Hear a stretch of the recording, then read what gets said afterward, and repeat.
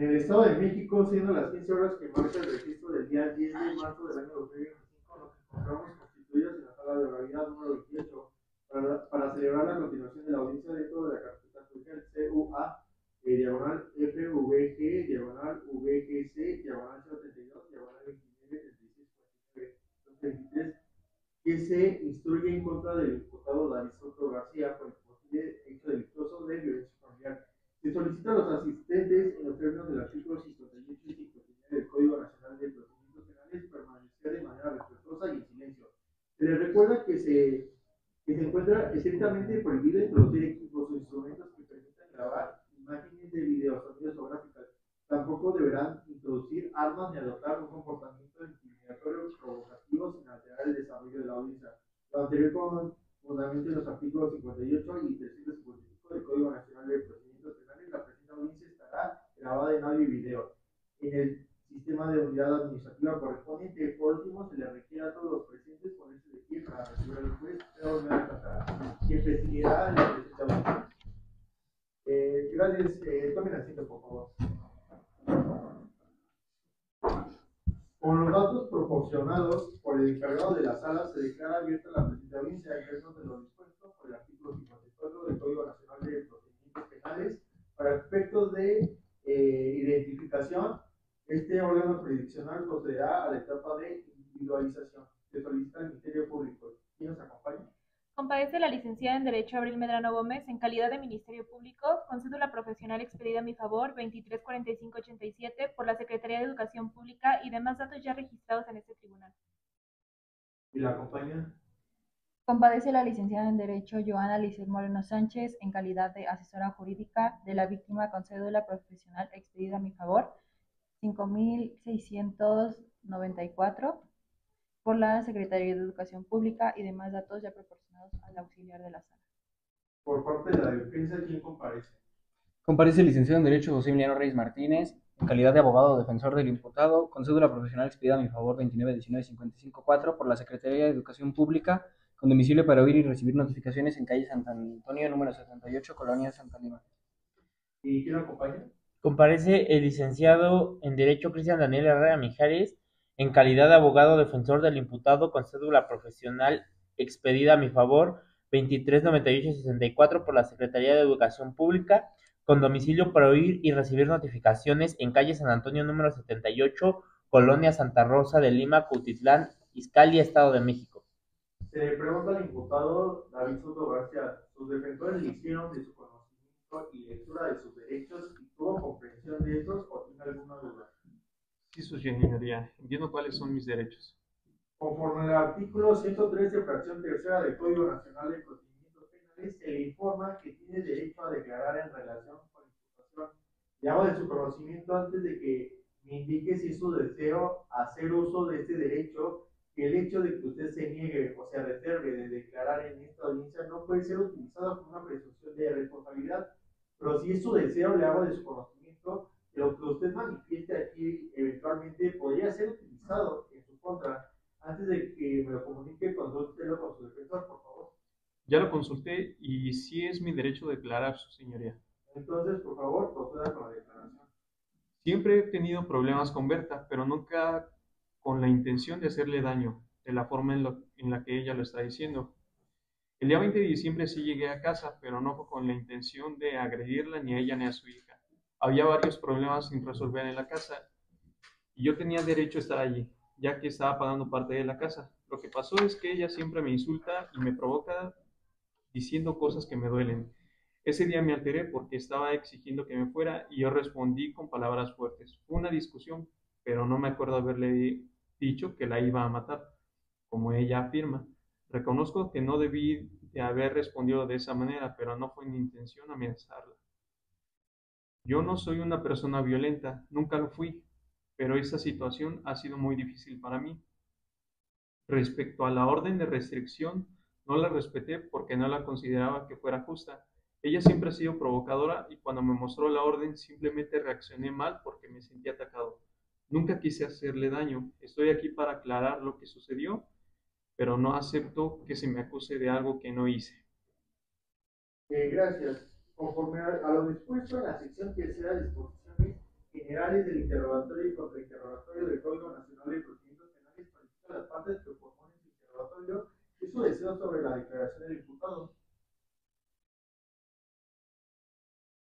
Primero, otorgaré la palabra a la Fiscalía para que formule las preguntas que considere pertinentes respecto a la declaración del compareciente David Soto García. Posteriormente, se le dará la palabra a la defensa para que, si lo estima oportuno, formule sus preguntas también. Las preguntas deberán ser formuladas de manera directa, claras, precisas dentro del marco legal. Les recuerdo que la finalidad de los interrogatorios es esclarecer los hechos, obtener los datos de prueba que puedan resultar relevantes para la resolución del presente caso. No habiendo alguna otra intervención, se le da el uso a la Fiscalía para que genere sus preguntas. Gracias, señor juez. Señor David, ¿usted vivía con Berta Elisa? No como tal. Señor David, usted menciona que tenía conflictos con Berta. Sí, discutíamos con frecuencia. No soy perfecto y sé que a veces me altero demasiado y hago daño, pero no porque realmente quisiera hacer daño. ¿Alguna vez la ha amenazado? No, yo no la había amenazado antes. ¿Fue a la casa de Berta el día 20 de diciembre? Sí, pero no tardé mucho. Señor David, solo responda sí o no. Sí, fui a la casa ese día ¿Con qué intención fue? para hablar de los problemas pendientes. Ok. ¿Y ahí tuvo una discusión con Berta? Sí, ¿Le dijo que la iba a matar? no recuerdo haber dicho eso.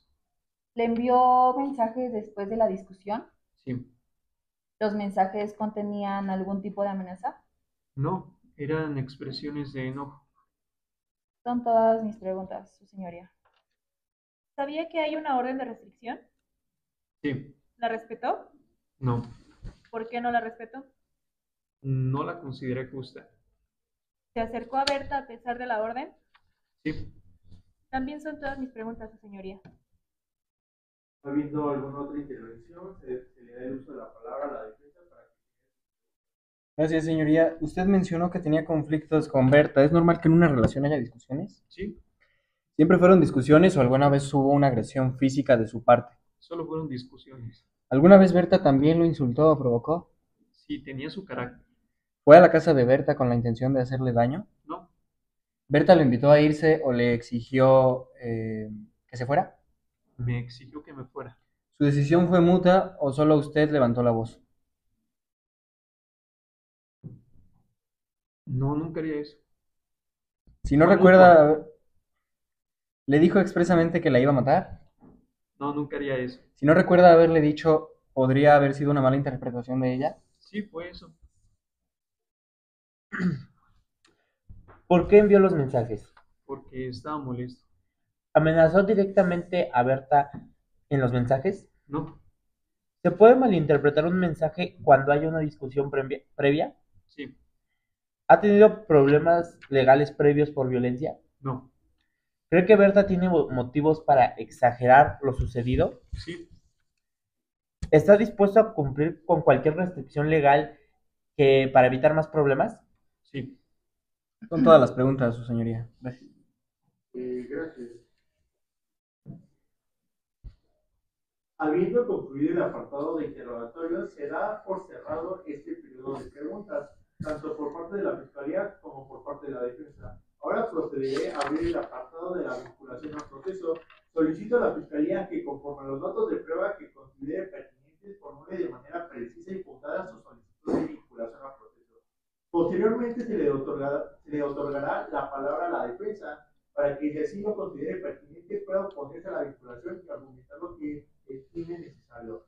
La Fiscalía tiene el uso de la voz para hacer su solicitud de vinculación al proceso.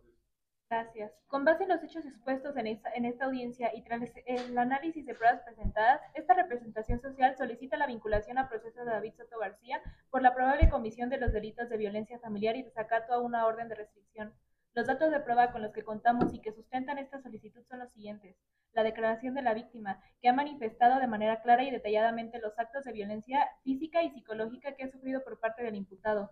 El informe pericial, que se presentó el informe del oficial municipal Javier Quintana Gómez, quien en el marco jurídico del patrullaje de rutina atendió el reporte de violencia familiar y fue testigo de una actitud agresiva del imputado al momento de su detención. Señoría, se presenta copia de la orden de restricción emitida en este órgano jurisdiccional, la cual fue debidamente notificado al imputado, quien a pesar de ello continúa acercándose a la víctima, reiterando este comportamiento violento.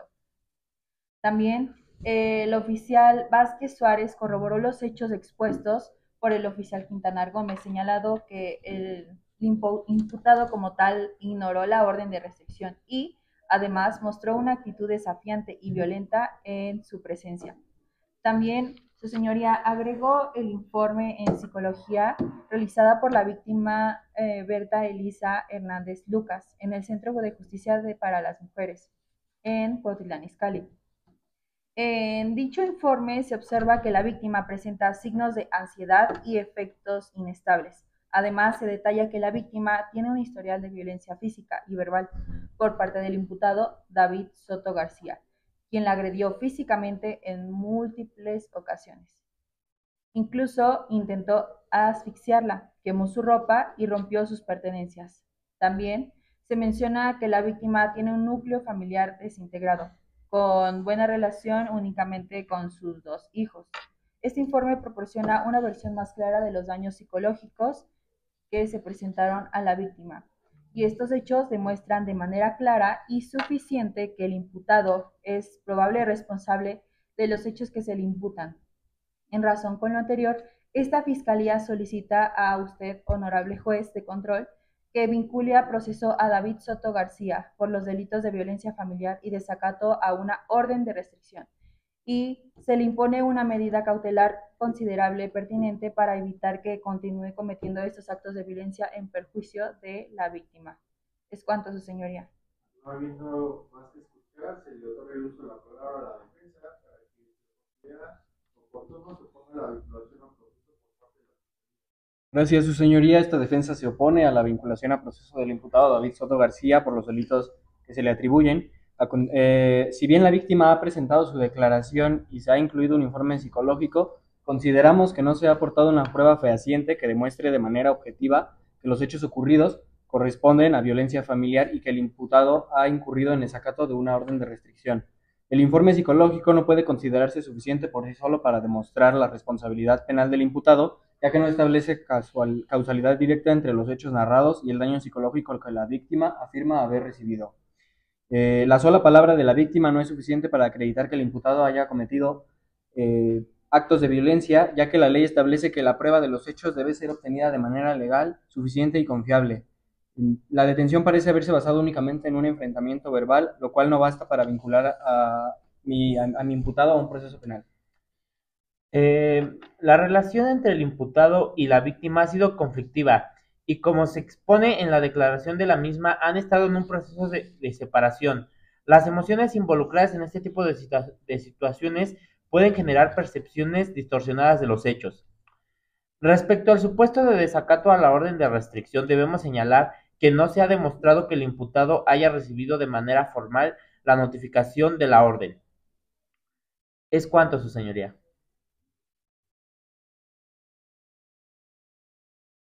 Solicito a la Fiscalía si desea solicitar un plazo para la investigación complementaria y en caso afirmativo que exponga los motivos y la duración del mismo.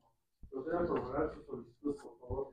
Su señoría, esta representación social solicita la investigación complementaria en un plazo no mayor a 3 meses, con el fin de recabar más pruebas que refuercen los elementos ya presentados y dar inicio a la vinculación a proceso.